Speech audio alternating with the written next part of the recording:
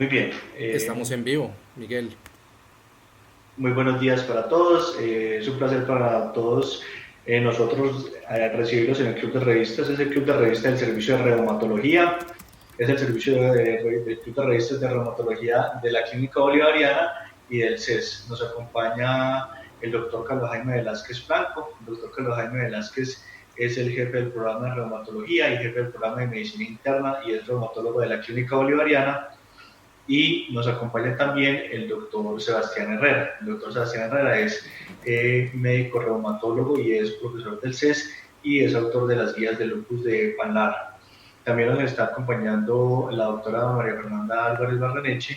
La doctora María Fernanda es internista, magíster en epidemiología y ella nos está dando pues como la parte epidemiológica. Digamos que aquí tratamos de tener como distintos momentos para discutir los temas y los artículos. El día de hoy vamos a presentar un artículo que es de profilaxis con aspirina en pacientes con artritis reumatoide y yo quisiera darle la bienvenida al doctor Sebastián y saludarlo para que nos diga algunas palabras al inicio. Sebas, murió. ¿Me escuchan todos o no? Aquí Ya. estoy. Sí, Miguel. sí, Ya. Hola Sebas, ¿cómo estás? Entonces quería como que darle unas palabras a Sebas para que nos dé la bienvenida al Club de Revista.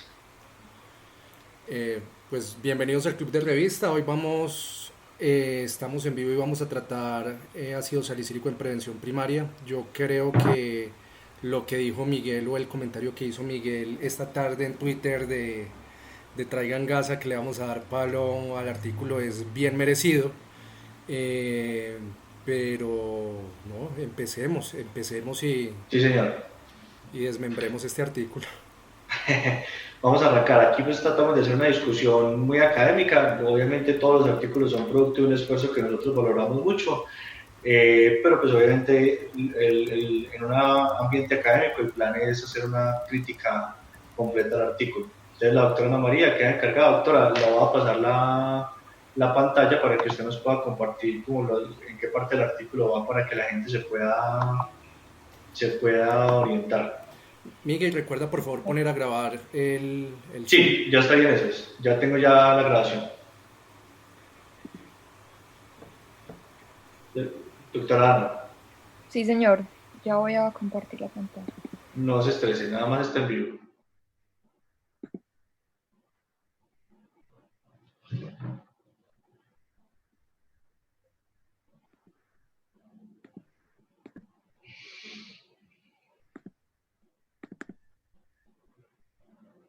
Ya la pueden ver. Sí, señora.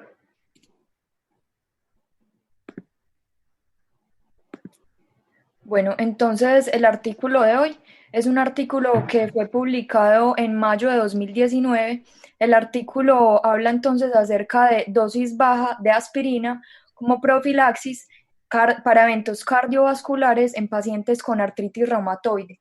Fue un estudio italiano, fue multicéntrico y fue un estudio retrospectivo.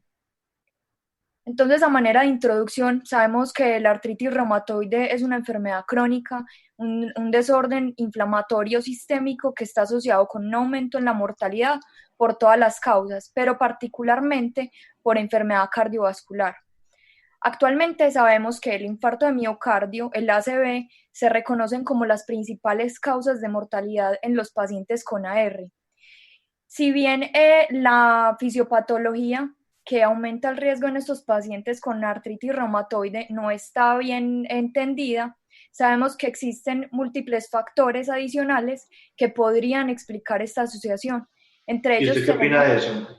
Si es señor, verdad que no está bien, si es verdad que la fisiopatología del aumento del riesgo cardiovascular en artritis reumatoide no está bien entendida. sí. Más o menos, más o menos. Gustavo, ¿qué opina? No, profe, no, sí estaba bien entendido. Ah, sí está bien entendida. Ah, Pues bueno, no, no, menos mal. pensé que seguía la pregunta, no, sí está bien entendida la fisiopatología. Entonces, hay que recordar algunos aspectos importantes del riesgo cardiovascular en enfermedades reumatológicas. Lo primero es que las enfermedades reumatológicas tienen un problema, y es que las enfermedades reumatológicas tienen inflamación. y la inflamación genera varios cambios. Entre ellos, por ejemplo, genera cambios en el perfil lipídico. Andrés Chavarriaga, ¿qué cambios produce en el perfil lipídico la inflamación? Buenas noches, ¿me oyen bien? Sí, señor, Eh, increíblemente. gracias, Sí, gracias, profe. Entonces, los cambios que genera en el perfil lipídico la artritis reumatoide están dados por disminución en los valores de HDL y aumento en LDL, sobre todo en moléculas pequeñas que le generan un perfil aterogénico importante. Entonces, es importante porque normalmente la respuesta a la inflamación genera una disminución del colesterol. Entonces, a mayor inflamación y a mayor compromiso sistémico, mejor pueden ser, entre comillas, las cifras de colesterol, pero eso no significa que el paciente esté mejor ni que tenga menos riesgo. Todo lo contrario, tiene más riesgo. Y lo que se ha demostrado es que conforme hay más inflamación, la inflamación hace que los factores de riesgo cardiovascular tradicionales tengan menor peso y que todos los factores que están relacionados con la inflamación tengan un peso más preponderante. Por eso, cuando ustedes hacen la pregunta típica de si los esteroides aumentan o disminuyen el riesgo cardiovascular, la respuesta es depende. Si usted tiene una PCR en 100, una PCR en 10, perdón, con una sedimentación en 100, porque tiene una inflamación por una artritis reumatoide mal controlada y usted le ponen esteroides para controlar la inflamación y se usa la dosis necesaria solamente para controlar la inflamación, posiblemente lo que hizo el esteroide fue disminuir su riesgo cardiovascular. Por el otro lado, si usted no tiene inflamación y usted empieza a tomar esteroides, lo que va a pasar es que va a aumentar su riesgo cardiovascular. Incluso por eso, una parte de los efectos adversos de muchos de los medicamentos para la artritis reumatoide es la producción de dislipidemia. Pero ha sido un poco difícil definir hasta qué punto es una dislipidemia per se o hasta qué punto es simplemente que se desenmascara el verdadero perfil lipídico. Yo no sé, profe Carlos Jaime, qué concepto tenga de esa parte del riesgo cardiovascular en artritis. Sí, de acuerdo. A mí mi profesor de reumatología me enseñó eso, que inflamaba la sinovial y inflamado el endotelio. Entonces, per se hay aumento de riesgo cardiovascular y lo que dicen, estoy de acuerdo con lo del perfil lipídico. No es, nunca será una buena idea pedirle un perfil lipídico a un paciente con inflamación porque pues está falsamente alterado y no evalúa de manera, pues cuando uno evalúa riesgo cardiovascular, ese parámetro pierde mucha validez. Entonces, y de acuerdo con el comentario de los esteroides, depende de la dosis y depende de la inflamación y el tiempo en que se usen, la relación con el riesgo cardiovascular. Caro tiene un comentario, Caro Quintero. Hola a todos. ¿Qué Sí, más, Caro? ¿Cómo estás? muy bien, gracias a Dios. Sobre el perfil lipídico de los pacientes con artritis reumatoide, hablan sobre todo de la paradoja de los lípidos, en cuanto a que normalmente vamos a encontrar que el paciente con AR va a tener, como lo ha mencionado, una disminución de colesterol total, de LDL, de HDL, un aumento del VLDL y los triglicéridos. Lo que sucede es que ese LDL básicamente está disminuido, pero es más aterogénico porque tiene un aumento de la lipoproteína A y tiene una fragmentación adicional de la ApoB100 y eso hace que sea más fácil que se difunda entre medio del endotelio y que pueda generar disfunción, que pueda estar en interacción con los macrófagos y genere todo este estrés oxidativo a nivel del endotelio y favorezca la placa aterosclerótica. Entonces está falsamente disminuido, pero es más aterogénico por su composición. Y por eso lo que nos mencionaba el doctor Carlos Jaime es muy importante y es que uno jamás en la vida debe tomar decisiones sobre el colesterol de un paciente en franco estado de inflamación, porque puede que usted se quede tranquilo y cuando controle la inflamación se dé cuenta que hay otra realidad distinta. Doctora Ana, ahora sí podemos seguir.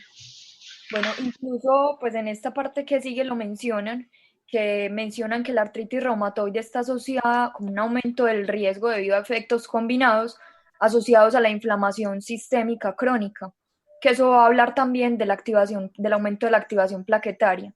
Es decir, inicialmente dicen que fisiopatológicamente no está bien definida la causa, pero posteriormente sí mencionan que existe una asociación. Y adicionalmente hablan que esto se suma a los factores de riesgo convencionales de riesgo cardiovascular, los pacientes que estaban con medicamentos modificadores de la enfermedad, con esteroides, como lo mencionó el doctor Carlos Jaime, y con AINES.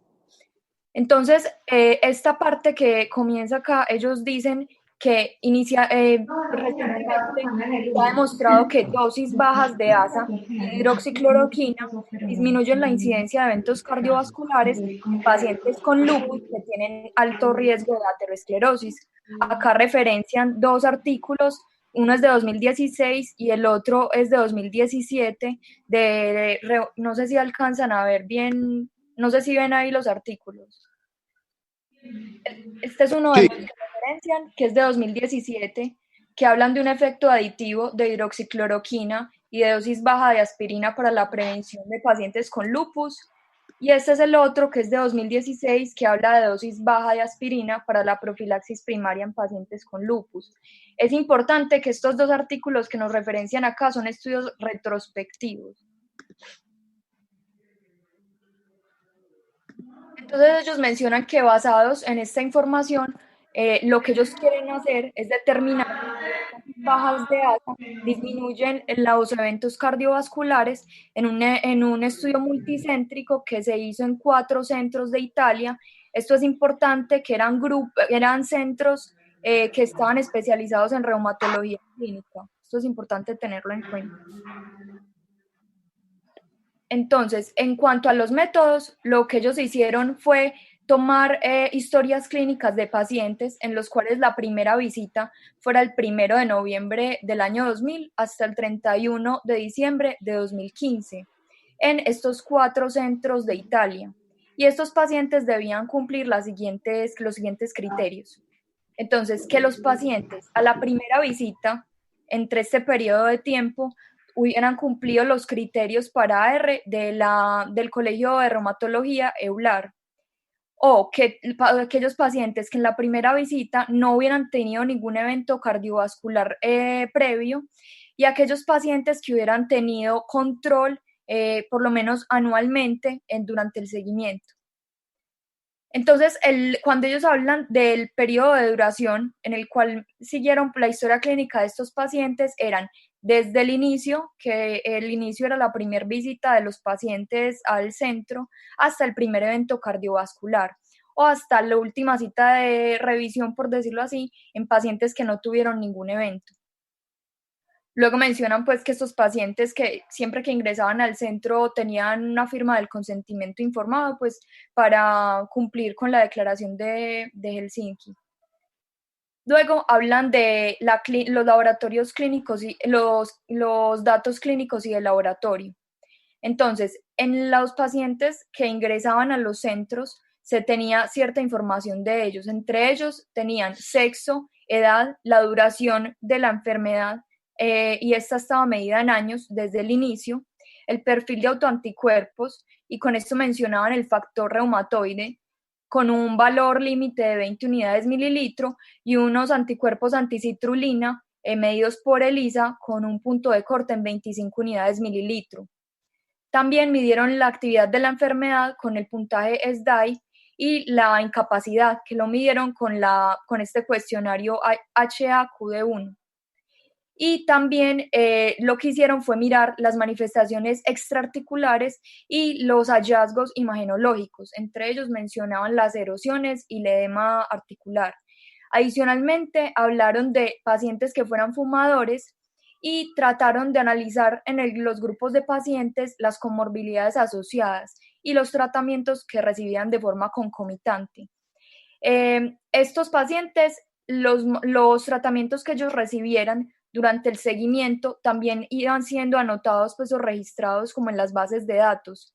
Y cada uno de los pacientes investigó si los pacientes concomitantemente tenían hipertensión arterial, ya fuera previa o durante el transcurso del seguimiento, si tenían diabetes mellitus, si tenían hipercolesterolemia, si adicionalmente tenían sobrepeso, obesidad con un índice de masa corporal mayor a 30. Y adicionalmente, como les mencioné, en todos estos pacientes tuvieron un registro de los tratamientos que recibieron tanto durante el ingreso como durante el seguimiento. Entre ellos se incluyeron los DMARDs, los esteroides y las estatinas. Y sobre todo, pues que para este artículo va a ser muy importante el uso de ASA. En cualquier momento que lo prescribieran, se registraba en la base de datos. Aquí hay algo muy importante y que quise resaltar a tener en cuenta, y es que los pacientes que estaban con glucocorticoides en la unidad de Nápoles recibían ASA pues de manera, o sea, todos los pacientes que recibían glucocorticoides se les daba ASA en esta unidad de Nápoles. Mientras que en otros centros la ASA se les daba solamente a pacientes que tenían alto riesgo cardiovascular, pues según los factores de riesgo tradicionales que ya sabemos o las escalas de valoración.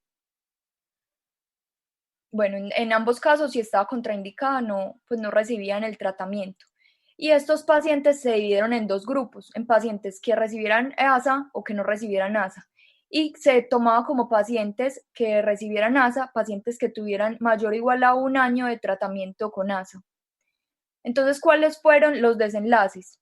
Entonces, los desenlaces fue cualquier evento cardiovascular nuevo iba siendo registrado, y los eventos cardiovasculares se definieron principalmente como enfermedad cardíaca isquémica, donde incluían angina, que se debía confirmar con una prueba de estrés con ejercicio, un infarto de miocardio confirmado por electrocardiograma o por enzimas cardíacas, un ACV isquémico en el que se incluía el accidente isquémico transitorio, o un stroke que se debía evidenciar por imagen. Y el otro desenlace fue la enfermedad vascular isquémica periférica. Y en este grupo incluyó la claudicación intermitente, la trombosis arterial periférica, y todo esto debía ser confirmado por una angiografía o por un Doppler. Ana, ahí hay un error de concepto con esa parte de la enfermedad arterial periférica, porque en teoría, si usted va a evaluar la parte de claudicación, usted puede claudicar por muchas cosas, ¿cierto? Sí. Y si usted fuera a evaluar esa parte, lo que debería hacer no es un Doppler, sino hacer una plethysmografía. Entonces, pues está bien que para la trombosis aguda usted lo evalúe con Doppler, pero si usted quiere evaluar si el paciente tiene enfermedad arterial periférica que se comporta como un equivalente, tendría que hacer es una pletis. Sí, señora. Pues es como un error de diseño de esa parte. Sí. Y la otra cosa que es un problema es que usted está diciendo que usted está haciendo una intervención que es el uso de aspirina en grupos poblacionales y que está teniendo conceptos claramente distintos entre los diferentes centros que aplicaron. Sí. Entonces, ya dentro de eso tiene un problema, porque usted dice, puedo hacer en prevención primaria con pacientes con alto riesgo cardiovascular, en prevención primaria en pacientes con esteroides o en prevención primaria en todos los pacientes. Pero si sus centros tienen claramente una diferencia, usted ya está teniendo un problema serio en esa parte del artículo. Sí, esa fue la parte que quise subrayar acá, que hicieron en la unidad de Nápoles, que simplemente a todos los pacientes con esteroides iniciaban ASA, mientras que en las otras unidades miraban y lo ajustaban con el riesgo cardiovascular. Entonces esa parte ahí... Ahora, hay otra cosa que es muy importante, y es que en reumatología usted va a leer ciertas cosas y no hay mejor forma de hacer estudios, pero la artritis reumatoide, por ejemplo, es una enfermedad que tiene muchos pacientes, entre comillas, y que en centros de referencia pueden tener muchos. Entonces, yo no sé la doctora María Fernanda qué opina, pero yo pensaría que este estudio se hubiera podido hacer hecho prospectivo, más como un RCT o con otras características, o por lo menos con una cohorte, pero definiendo de una forma distinta las cosas y no teniendo que echar mano a los datos retrospectivos. No sé ella qué opina. Sino que uno sí puede hacer retrospectivos. El problema pues es cómo diseña usted el retrospectivo, porque se le pueden perder muchos datos, y si usted no los tiene, pues no sería tampoco lo ideal hacerlo. El problema, pues uno diría que no es una enfermedad muy común, pero realmente uno sí puede tener mucha R, y pues en ese sentido no sería como tan difícil hacer un estudio de cohorte, pues tratando de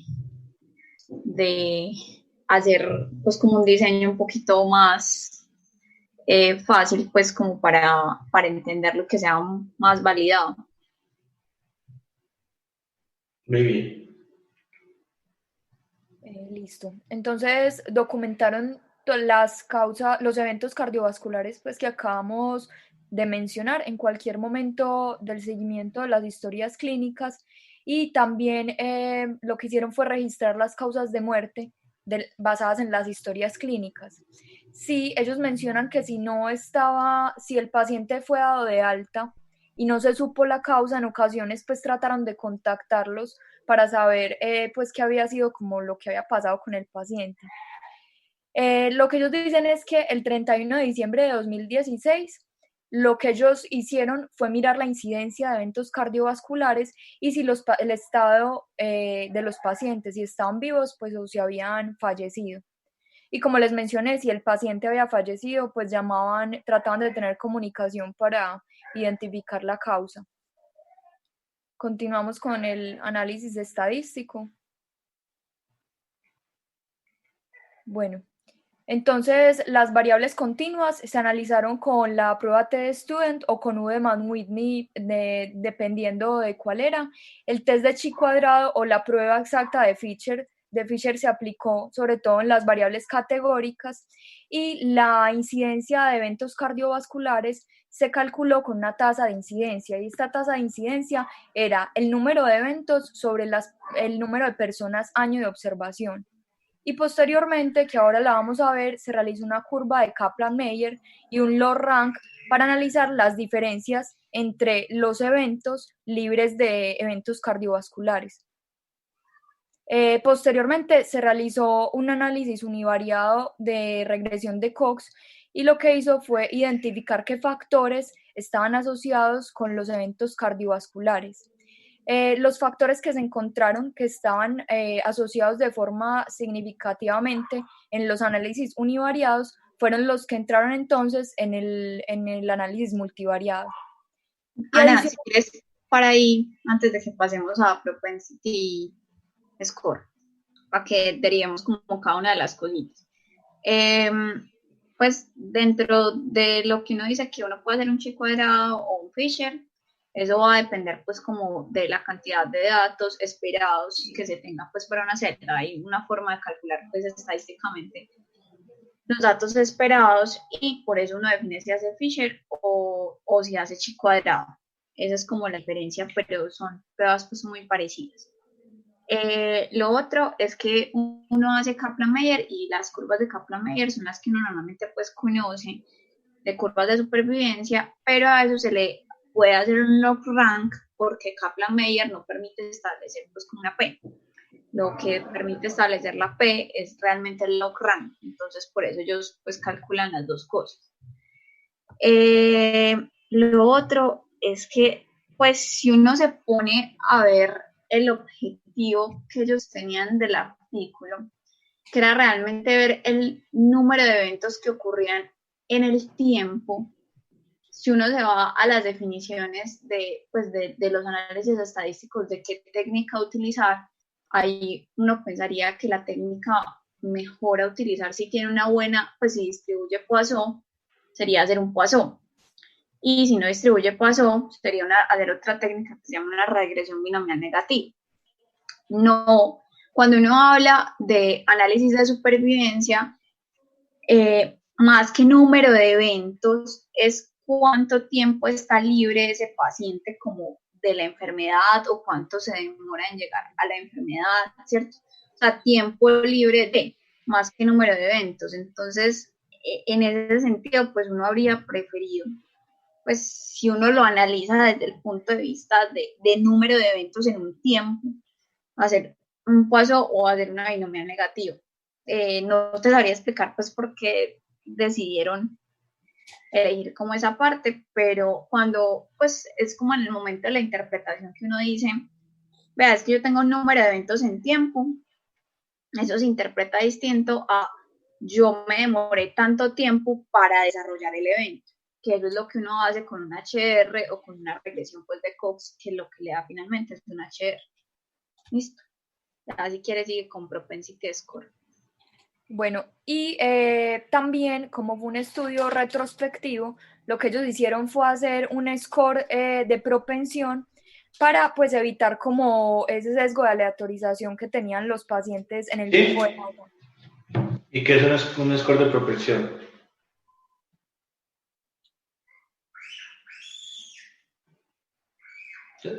¿Esos son los gritos de Ana o del bebé? Un vecino. Le ayudo, Miguel. Un score de propensión es un score que se utiliza en los estudios que no son RCT, sino que son estudios como este, que son observacionales y trata de homogeneizar las muestras, ¿cierto? Que es lo que hace normalmente la aleatorización en los RCT. Aquí se trata de hacer con los scores de propensión. Entonces, ¿cuál es el problema? Y esto pues la doctora María Fernanda nos lo va a clarificar mucho más. Pero un score de propensión trata de que las características de los pacientes que reciben o no reciben cierta intervención sean iguales.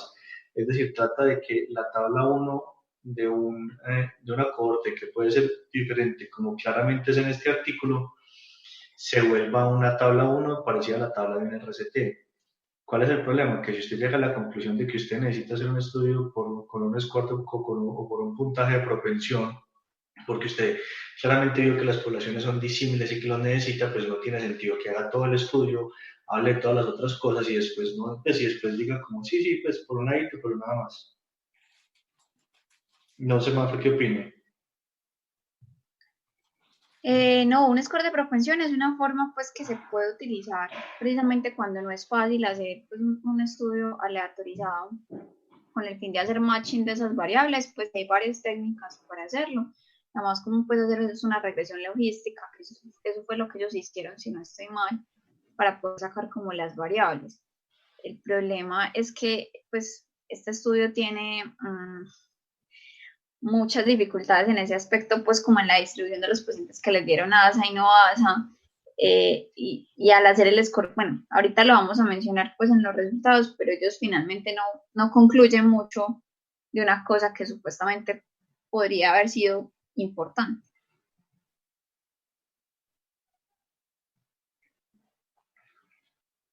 Entonces es muy difícil porque si usted ya ahí, pues ahí de hecho vamos a ver que queda muy descuadrado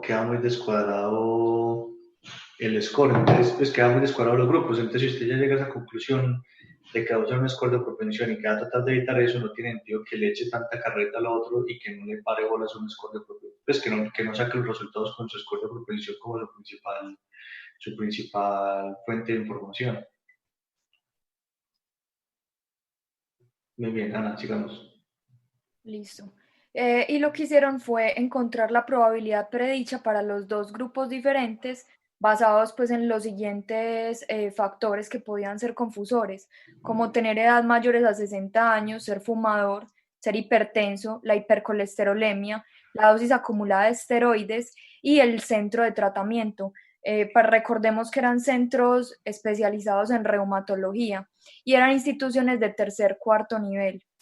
Y acá pues lo que... Y hay una cosa que hay que recordar más importante, y es que hay un centro en el cual el solo uso de esteroides ya indicaba ASA, entonces usted ya tiene un problema ahí grave a la hora de hacer su score de propensión. En teoría, si usted le hace un score de propensión, le tienen que quedar excluidos los pacientes de un centro en un lado o en el otro. No sé, Mafe, ¿qué opina de eso? Pues es que depende de la técnica que ellos corran, entonces, pues es que ellos supuestamente lo hacen, pero no es mucho lo que hacen. Porque es que se supone que usted puede decir que el esteroide aumenta el riesgo de tenerlo, pero es que el problema es que el porcentaje con el que afecta el riesgo de tenerlo, si usted sabe que en un centro tener esteroides implica un 100% de seguridad que tener aspirina, hace que en un centro la probabilidad de tener aspirina por uso de esteroides tenga una probabilidad distinta al resto de los centros. Entonces usted está ahí armando un problema, o sea, el problema para usted calcular eso se le vuelve un desastre. Sino que es que en ese sentido, pues... Perdón, dale. No, y que en ese centro no va a haber como control, ¿cierto? Pues porque solo va a haber un grupo en ese centro, sobre todo porque el número de pacientes con esteroides en el estudio, ¿cierto? Era de casi el 90%. El punto es que uno no sabe de ese centro cuántos tenían esteroides, pero estamos hablando que casi el 100%, entre comillas, porque repito, no podemos saber del grupo de ese centro va a tener aspirina, entonces ¿contra qué lo vamos a contra qué lo vamos a comparar en esa misma cohorte o cómo vamos a saber las diferencias que da esa cohorte puntualmente o ese pedazo de la cohorte? Sino que es que usted hace es matching, pues no de centros en sí, sino de intervenciones, ¿cierto? Entonces, pues en ese sentido, si por regresión logística usted pues le dio que tiene que hacer matching de esos factores, pues o de esas covariables, perdón, pues no vería como tanto el problema porque fueran, pues, o sea, sí, se puede decir que un centro y otro centro, pero finalmente es una cohorte completa. Pues no sé si me está haciendo entender. O sea, Miguel y yo pensamos lo mismo y los dos estamos equivocados. No, pues... No, lo que quiero decir es que igual es una cohorte de pacientes italianos, pues igual no afecta, pues como tal el resultado de la cohorte de eso, con que no tenga control no pasa nada, porque son pacientes italianos y estamos en una zona geográfica que no tiene tanta variación, y por uno no tiene tanta variación en raza y todo. El problema del constructo es que usted en un constructo, cuando usted le asigna una variable y hace esa evaluación de la variable para crear el score de propensión, usted tiene que saber que esa variable tiene un peso que contribuye a que un paciente termine o no termine en un tratamiento de intervención dada. Pero si aún dentro de su misma variable, usted, pues dentro de toda su misma población de la cohorte, usted tiene una probabilidad distinta por el uso de esteroides, que es dramáticamente distinta, porque es que una cosa es el 100%, otra cosa es el 30%, eso hace que construir el modelo del score de propensión sea muy problemático. Ya, solamente ese punto lo complica mucho la situación.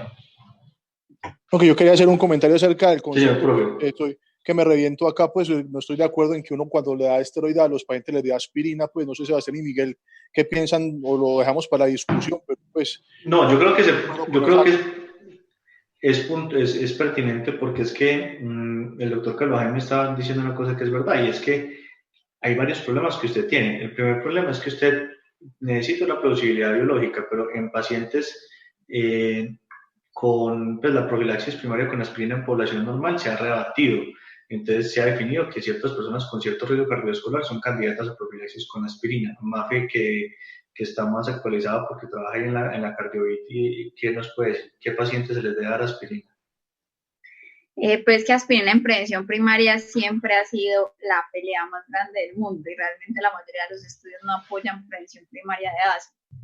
Entonces, eso sería una población aparte, que es la población reumatológica con la que casi nunca se meten pues los estudios en general de cardio. Pero prevención primaria realmente no tiene, pues han sacado muchos estudios, han sacado scores, han sacado de todo como a definirle quién, y terminamos diciendo no usar prevención primaria. ¿Qué vas a decir, Chava, que tú eres cardiólogo? No, pues que a eso iba, yo estoy completamente de acuerdo con Mafe. Hoy en día la evidencia disponible dice que utilizar aspirina en prevención primaria, hay unos scores que uno utiliza, pero definitivamente en pacientes mayores de 65 años el riesgo de sangrado parece ser superior o al menos igual a los beneficios que eso conlleva. Pero el punto aquí es que yo no sé si vamos a considerar estos pacientes como prevención primaria, ¿cierto? Porque, señor. Pero es que el problema no solamente es eso, el problema es que usted está tocando pacientes con artritis, pero es que pacientes con artritis hay muchos pacientes, porque son la artritis reumatoide seropositiva y la artritis reumatoide seronegativa, son dos enfermedades distintas. Un paciente con un SDAI de 36 y un paciente con un SDAI de 5, 3, 2, 1 son dos pacientes distintos. Entonces, el problema es que el riesgo cardiovascular, aún dentro de todo el espectro general del AR, es muy amplio. Entonces, el problema aquí es que usted dice, bueno, puede que AR sea una población de alto riesgo cardiovascular, pero nuevamente le tendría que preguntarse qué AR, porque si tú me dices a mí, en pacientes con artritis reumatoide seropositiva, con altos niveles de actividad, uno dice, bueno, es una cosa. Entonces, ese es el otro problema, que es que aquí estamos metiendo peras con manzanas, estamos diciendo pacientes con AR y estamos diciendo simplemente pacientes con AR cualquiera. Eso hace que sea muy complicado uno poder sacar una conclusión. A eso iba, Miguel, pues creo que íbamos a tratar de decir lo mismo y es que yo no sé si podemos considerar que todos los pacientes de artritis reumatoide son prevención primaria, ¿cierto? ¿Y cuál subgrupo de pacientes con artritis reumatoide, como vos ya lo dijiste, no son prevención primaria? Es decir, aquellos pacientes que están muy activos, aquellos pacientes que tienen o no medicamentos modificadores de la enfermedad, según la edad y según los factores de riesgo tradicionales que tenga el paciente, ¿cierto? Porque aquí tenemos un comentario. La doctora, mi profesora del servicio de reumatología, la doctora Adriana Lucía Vanegas, que es médica del Hospital San Vicente, que nos está escuchando, Adri, de parte de todos nosotros un abrazo, está diciéndonos que ella no lo hace en prevención primaria y que realmente el principal punto en el concepto de ella es disminuir el riesgo cardiovascular para disminuir la dosis de esteroide al máximo. Ahora sí, Andrés, sigamos. Yo quería decir algo al respecto Sí. sobre el uso de aspirina en prevención primaria. El año pasado la AJA sacó como un constructo acerca de eso y básicamente limitó el uso de la aspirina a pacientes entre 50 y 59 años que tuvieran un riesgo cardiovascular por un score que ellos tienen, que es el hard score mayor del 20%. Y eso igual lo dejan como una recomendación B.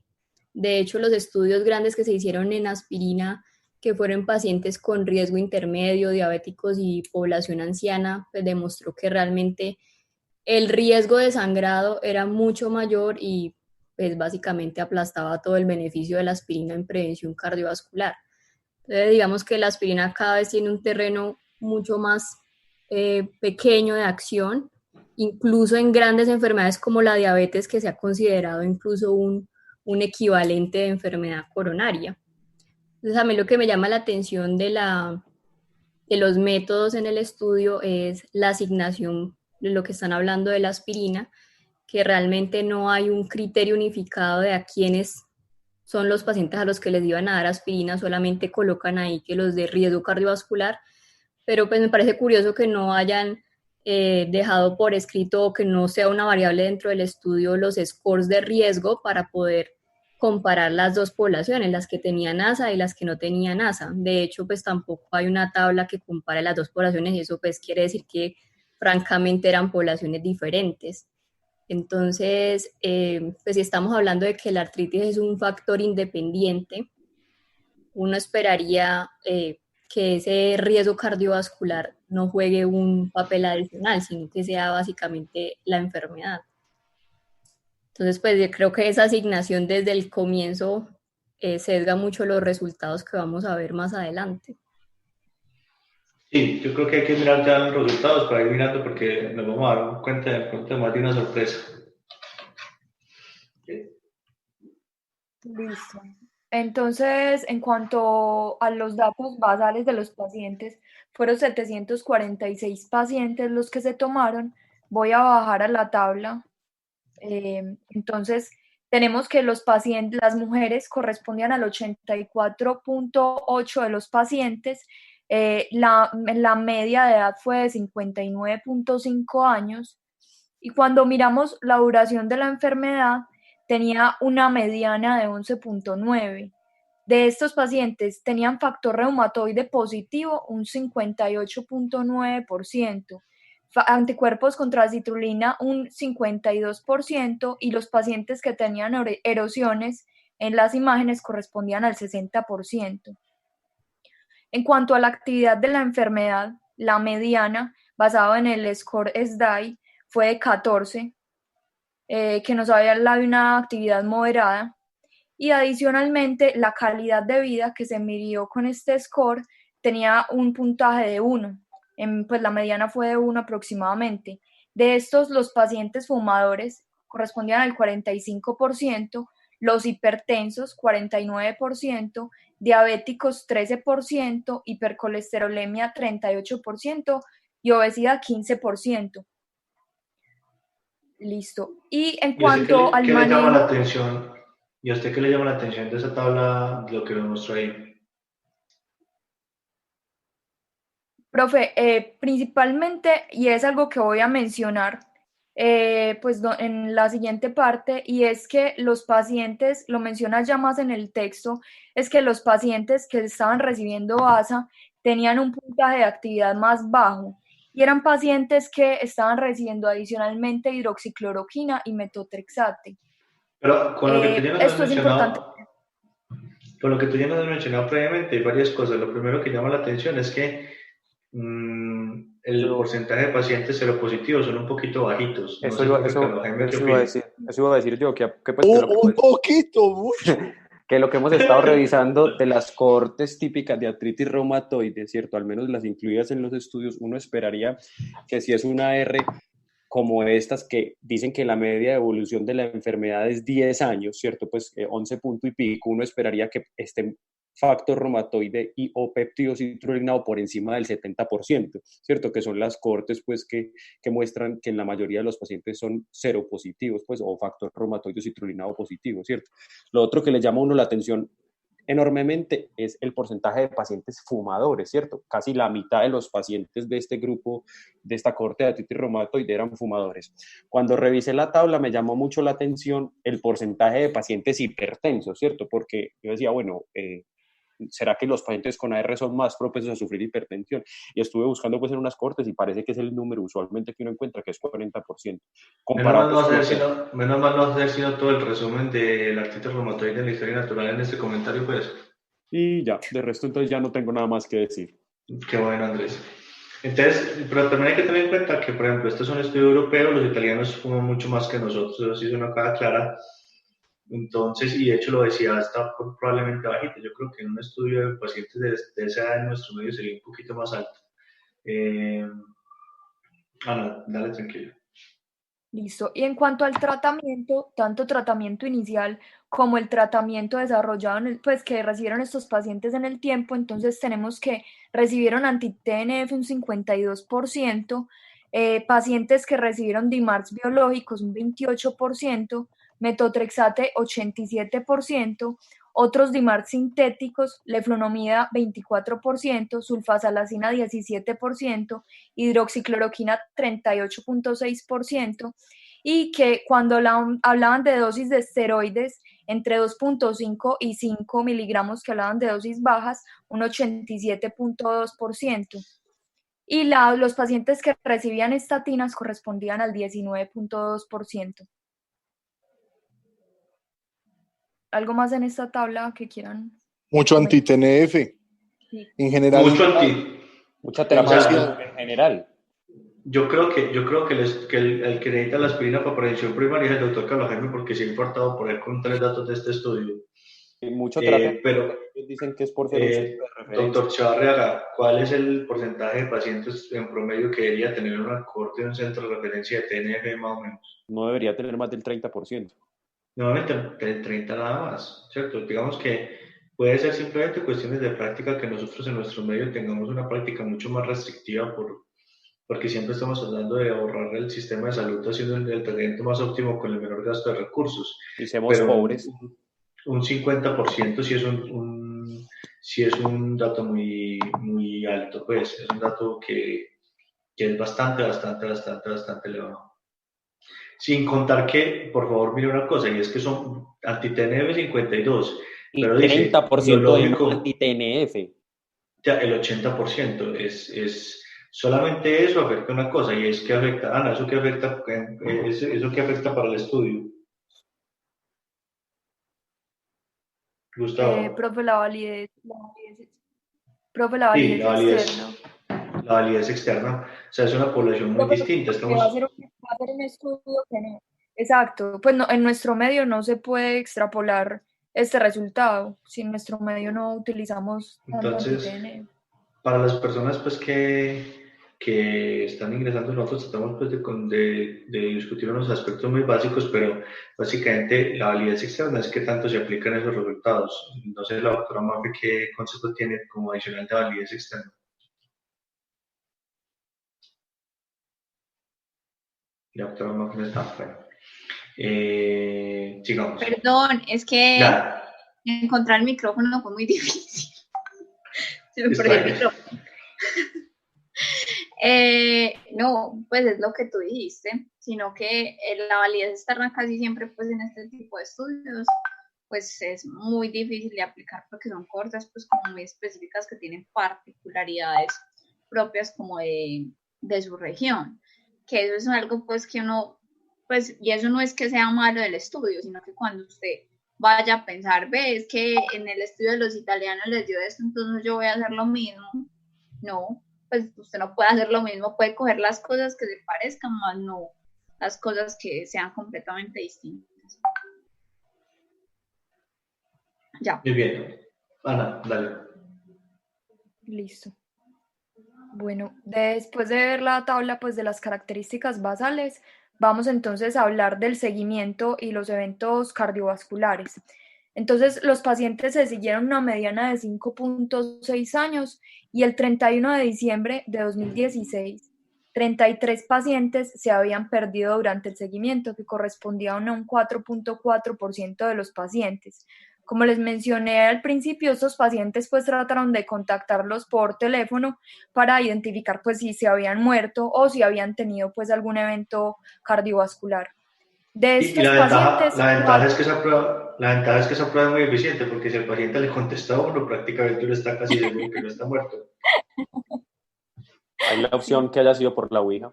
no puede ser un Más o familiar menos. que conteste. Es verdad, es verdad. No. Sí, Andrés, es una teoría válida. Bueno. Sigamos.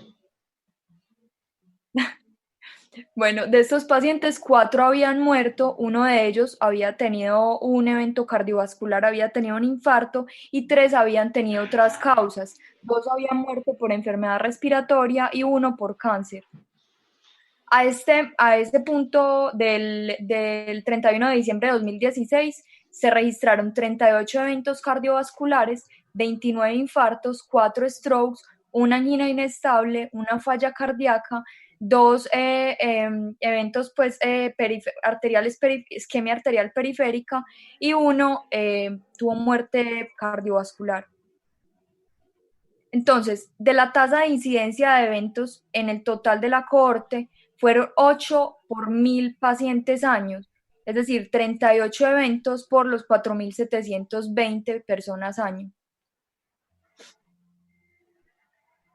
Y acá viene algo muy importante, pues, que me parece que se debe resaltar, y que cuando empiezan a hablar entonces del rol del ASA, entonces mencionan que los pacientes, como dijimos inicialmente, se dividieron en 2 grupos. 242 pacientes que fueron tratados con ASA y 504 que no fueron tratados con ASA.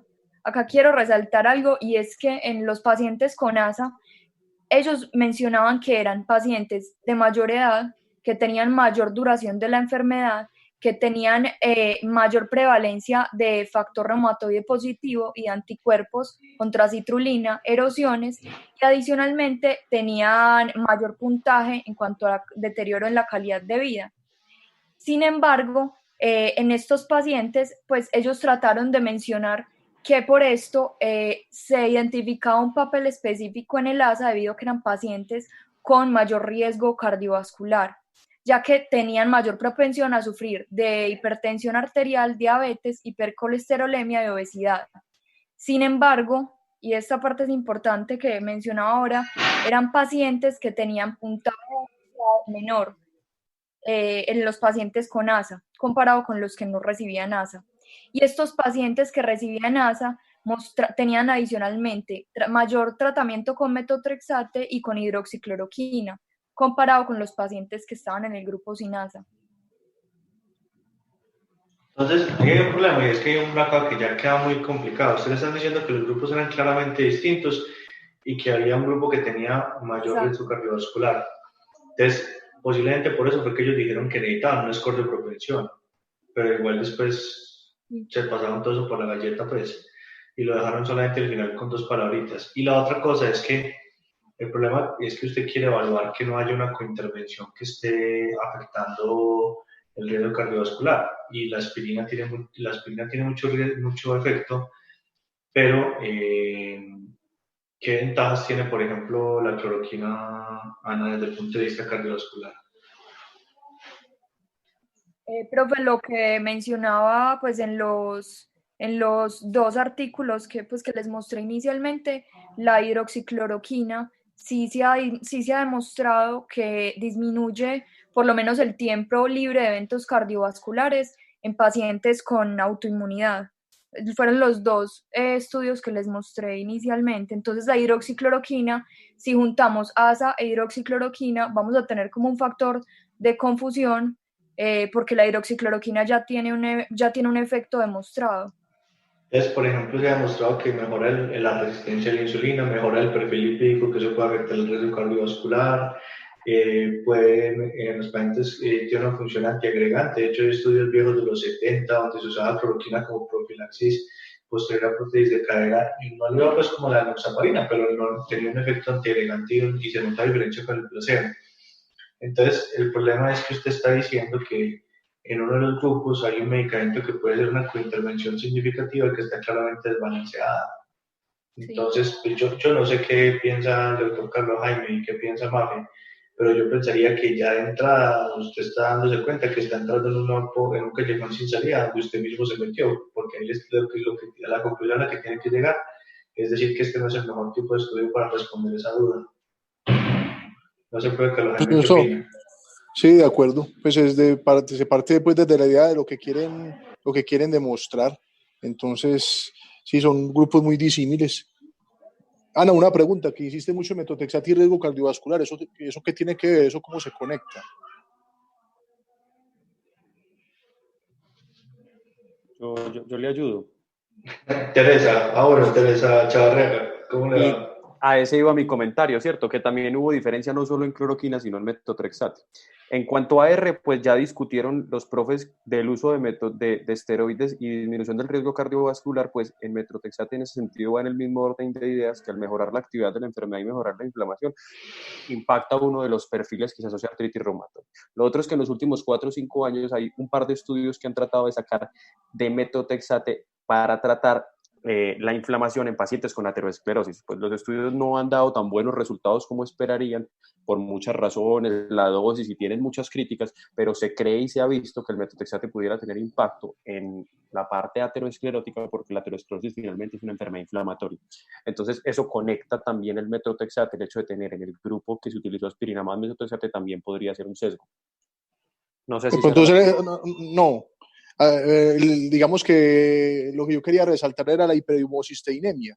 Entonces, obviamente, pues que muchas veces el metotrexato se había asociado a eso porque producía una hiperhemocisteinemia, pero realmente con el uso del folato, pues ese efecto, digamos que puede ser deleterio cardiovascular, pues digamos que se neutraliza. Y lo más importante es el control final de la inflamación. Lo que quería hacer era el comentario de hiperhemocisteinemia metotrexato. Y la otra cosa es que hay que tener cuidado porque el hecho de que se hayan hecho estudios de metotrexato para riesgo cardiovascular, de hecho los estudios han dado resultado negativo, posiblemente porque estamos hablando de metotrexato para riesgo cardiovascular común y no metotrexato para riesgo cardiovascular en artritis, donde controla la inflamación.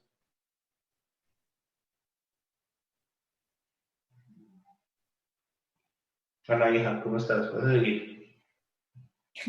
Listo. Luego mencionaban que en los pacientes en el grupo de ASA, en cuanto a los eventos cardiovasculares, se presentaron 3 eventos por 1.750 personas año versus 35 por 2.961 personas año. Y esta fue la tasa de incidencia que ellos mencionan que es significativamente menor en pacientes tratados con ASA comparado con los pacientes que no recibieron ASA. Y mencionan entonces que son 1.7 por cada 1.000 pacientes año versus sin ASA 11.8 por cada 1.000 pacientes año, con una P de 0.002. Y acá entonces viene la gráfica que nos la muestran acá, que es entonces la curva de Kaplan-Meier, que nos habla entonces de el tiempo en el que los pacientes estaban libres de eventos cardiovasculares. Tenemos el grupo 1, que correspondía a los 242 pacientes que recibieron ASA, que vemos cómo comparado con los grupos, con los pacientes que no habían recibido ASA, eran menores en el tiempo.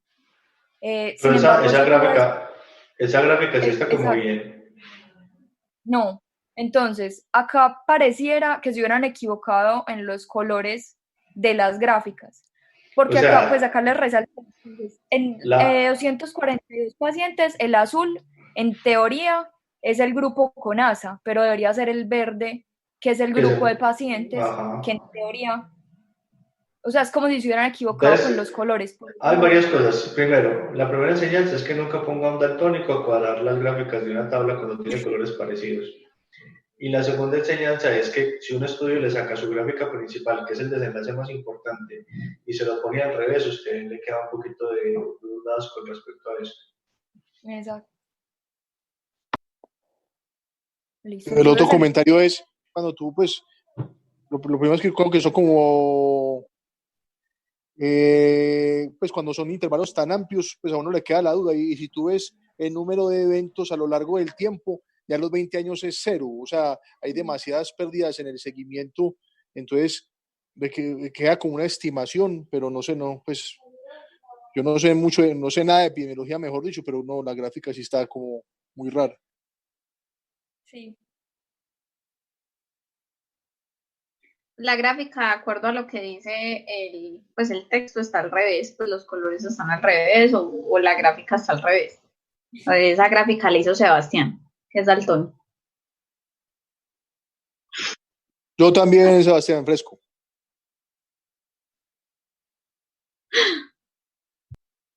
Bueno, Ana, señor, Estamos esperando. listo. Es que estaba encontrándome otra vez.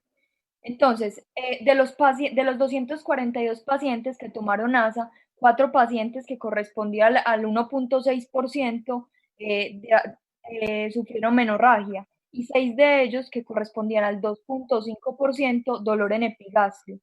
Uno de estos pacientes que correspondía al 0.4% tuvo trombocitopenia leve y ninguno de estos suspendió el manejo con ASA. Entonces, en cuanto a los predictores de eventos cardiovasculares, ellos resaltan que entonces son la edad a la primera visita, el SDAI mayor a 11, la hipertensión arterial, la hipercolesterolemia y el uso de estatinas, que todos estos eran factores independientes para predecir eventos cardiovasculares. Y lo que hicieron fue hacer un análisis Pero univariado. hay una cosa que es interesante, porque usted dice que los Lo de pacientes que las- son mayores, que toman estatinas y todo, y que tienen hipertensión, tienen más evento cardiovascular, pero el grupo uno que tenía mayor edad, tomaba más estatinas, era más hipertenso y todo, tuvo menos infarto. Entonces se queda uno como eh, complicado, no sé, tiene más capacidad de predicción, yo creo que los del tiempo, pues, porque los meteorólogos.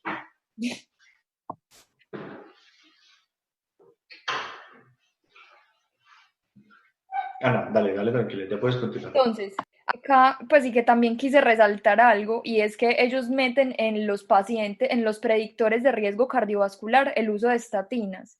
Pero es que un paciente que esté usando estatinas es un paciente que tiene una hipercolesterolemia. Entonces, pues eso lo mencionan ahí como para tener en cuenta que no deben ser las estatinas como tal, sino la hipercolesterolemia. Y encontraron entonces que la hidroxicloroquina y el manejo con ASA tenían un factor, pues un rol protector.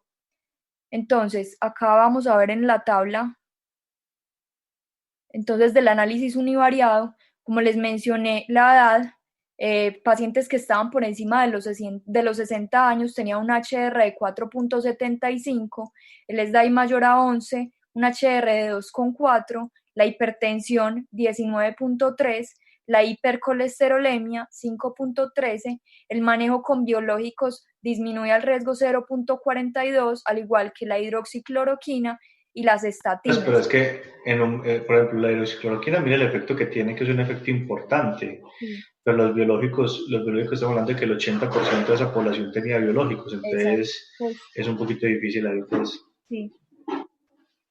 Y nuevamente lo que mencioné de las estatinas, que aumentaba el riesgo, pero probablemente estaba relacionado con la hipercolesterolemia, pues, de estos pacientes. Por eso, pues, es como, pues, uno es que si usted hizo un análisis multivariado, pues la idea es que si usted presenta el univariado, pues debería también presentar el multivariado en tabla, pues porque es como lo más grande del artículo. Y lo otro es que decir que las estatinas encontraron pues que les daba un riesgo que porque asociada con la hiperlipidemia, pues eso no tiene como, pues entonces a los que les estoy poniendo ASAs también porque tienen más riesgo, entonces porque les estoy poniendo ASA también les va a dar pues como no factor protector sino de riesgo, pues esa explicación está como un poquito traída de los cabellos. Sí. Sí, pero ellos incluso lo mencionan, pues lo mencionan acá donde lo resalté, pues porque me pareció pues como muy charro que pusieran ese análisis, como dice la doctora María Fernanda. Y ellos acá medio mencionan que luego de hacer el score de propensión, los resultados fueron muy similares con un HR para los pacientes que usaban ASA de 0.09. Pero como dice el doctor Miguel, pues solamente lo mencionan en este punto del artículo, no hablan más de esto.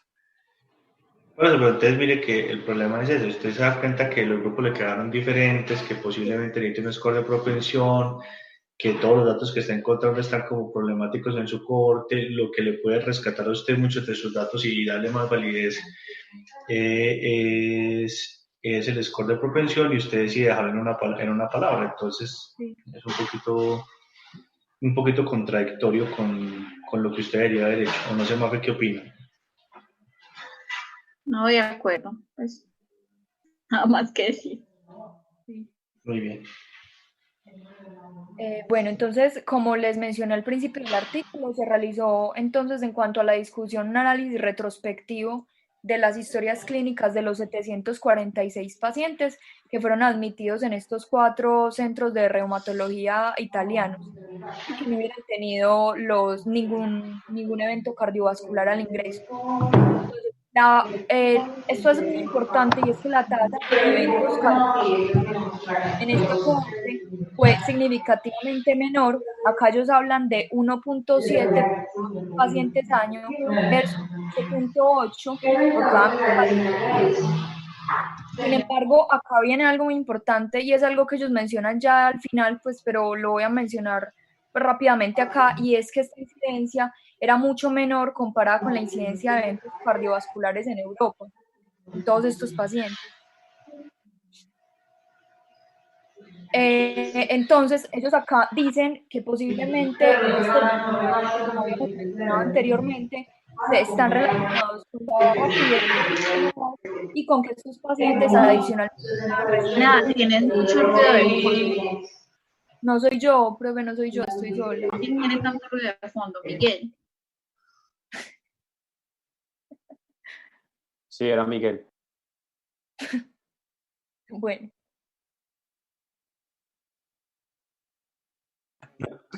No, para mirar el sucio en el oído ajeno, ahí soy el mejor. Siempre. No, sino que tengo que devolver, pues tengo que cobrar un poquito, pues por lo menos, pues de tanto bullying, tengo que devolver algo.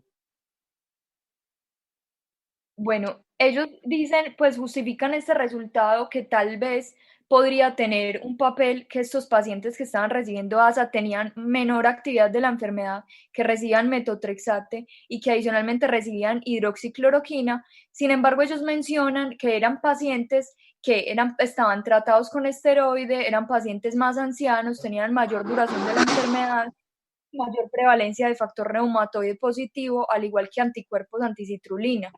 Tenían más erosiones y tenían más hipertensión arterial, diabetes, hipercolesterolemia y obesidad.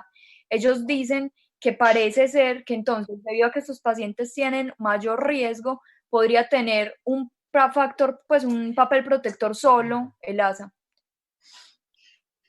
Sin embargo, pues dentro de lo que uno hace de análisis estadístico, pues uno tiene que analizar todos los factores confusores, ¿cierto? Y eso que están mencionando ellos son factores confusores que en teoría si usted hace un análisis multivariado, pues si en el univariado le daba, pero en el multivariado no le da, es porque terminan siendo factores confusores.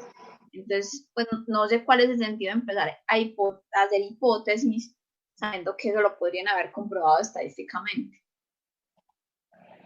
No sé si alguien piensa pues como algo distinto en esa parte. Estaban embalados.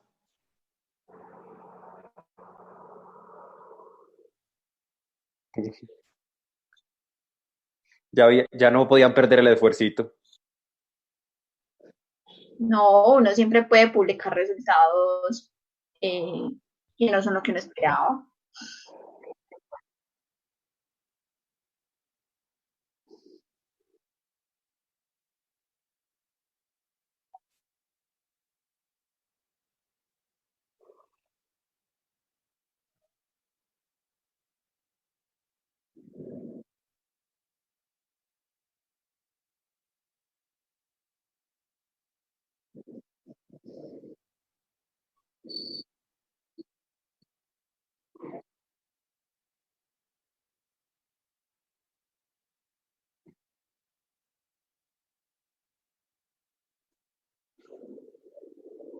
El profe Carlos Jaime, ¿qué opina?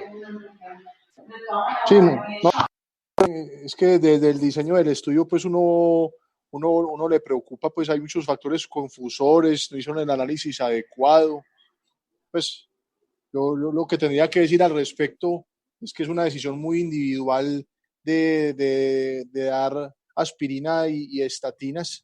Pues digamos que uno, pues aunque no trabaja pues en un centro, pues uno trabaja en un centro de reumatología, pues realmente no es para subestimar pues la pregunta de investigación, pues que es muy relevante y es muy clara, pero realmente pues lo que uno ve, que yo haya visto en la vida pues muchos pacientes con AR infartados, con ACV, pues no me da la sensación particular, eso es un sesgo pues de mi percepción que sea pues realmente algo que esté pues que sea un problema y que requiera como una conducta uniforme, ¿no? Pues yo lo que hago, así en resumen, pues lo que yo hago individualmente es pues porque es una escala muy fácil de encontrar, es la escala del AJA que le dice a uno el riesgo cardiovascular para usar aspirina o estatinas, y lo que dicen las guías celulares es multiplicar eso por 1.5, y ya dependiendo si el riesgo me da elevado, pues yo tomo la decisión de dar aspirina o estatina, obviamente sin las contraindicaciones, pero creo que el estudio pues no me ayuda para nada a tomar esa decisión. Yo creo que sigue siendo muy individual. No sé, Sebastián, Miguel, ¿qué piensa?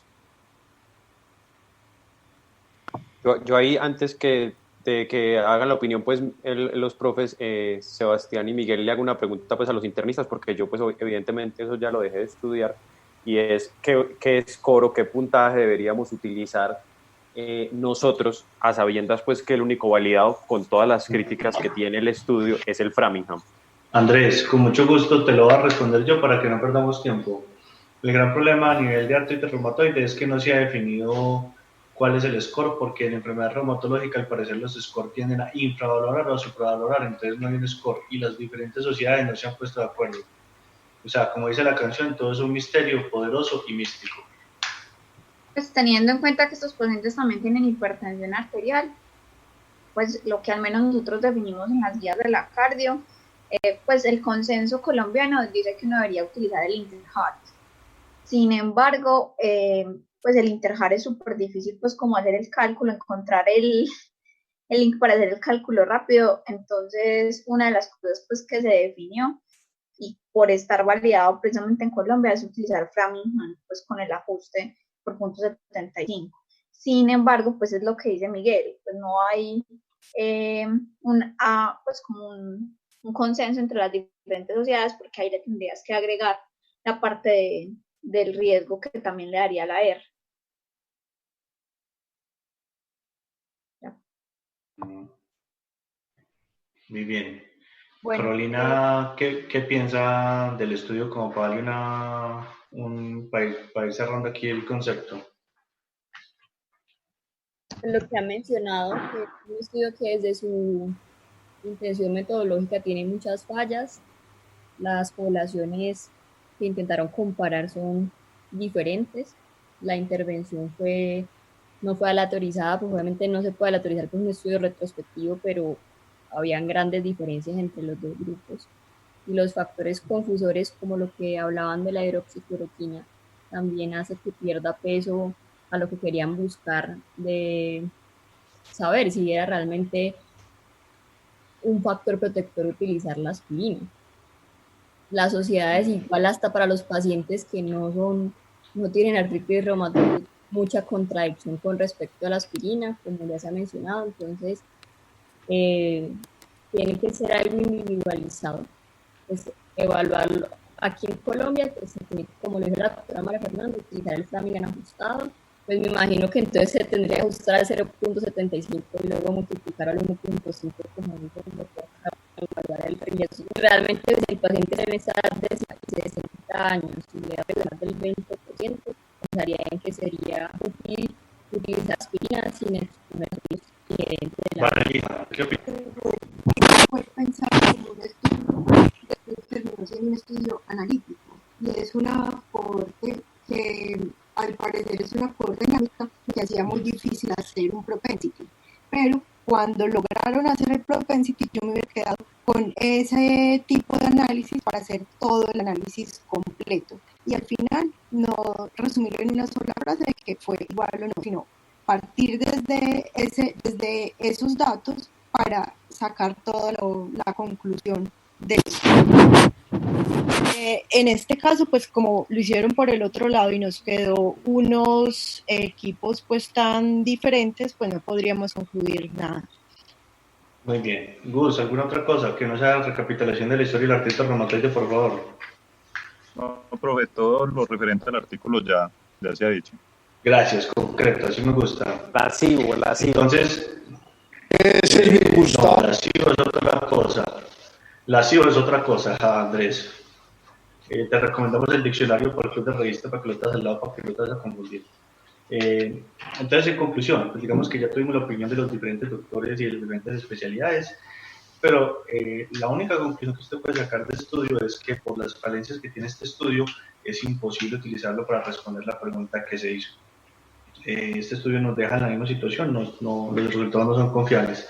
La otra cosa es que lo que dijo el doctor Sebastián es muy importante, y es que la presión de publicación de resultados positivos a veces hace que usted intente cuadrar de todas las formas posibles los resultados, y por eso es que incluso hay muchos journals que son journals de resultado negativo y journals que también le piden a usted que publique el resultado negativo, porque en la ciencia eso no se estudia de publicación y hace que el conocimiento se vuelva un conocimiento intacto. Entonces siempre igual hay que publicar los estudios con resultado negativo. Y la otra cosa es que cuando usted diga que tiene un método de análisis superior, pues no se quede con el método de análisis inferior si claramente ya lo determinó, porque le pasa lo que le pasó en este artículo. Yo creo que ya con estos datos podemos dar por terminado el club de revistas. Yo les agradezco mucho a toda la asistencia, al doctor Carlos Jaime, que siempre nos acompaña, al doctor Sebastián, que no solamente nos acompaña pues, y que permite esta unión entre las dos universidades, sino que nos ayuda con la parte técnica, a la doctora Ariana Vanegas, que es nuestra profesora y nuestra amiga, un abrazo gigante, y le agradecemos mucho que nos esté escuchando, a la doctora María Fernanda y a todos los asistentes, a la doctora María Fernanda por su análisis estadístico, pues que es fundamental para nosotros, y no nos queda más que darles a ustedes las gracias totales, no queda nada más. Muchísimas gracias a todos y que tengan una buena noche. Gracias, buenas noches. Chao.